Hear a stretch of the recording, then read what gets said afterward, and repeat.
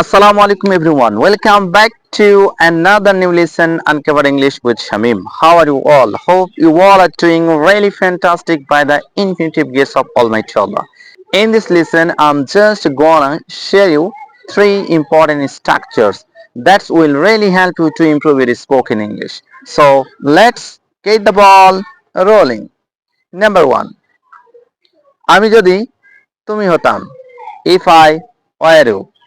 আমি যদি তুমি হতাম তাকে শাস্তি দিতাম. If I were you, I would punish him. Let's move on to the number 2. পরিকল্পনা করছি. Planning to verb 1. I am planning to learn English. আমি ইংরেজি শেখার পরিকল্পনা করছি. Last and final. করার সময় নেই. Don't have time to verb 1. I don't have time to explain. আমার ব্যাখ্যা করার সময় নেই. I don't have time to think. আমার ভাবার সময় নেই.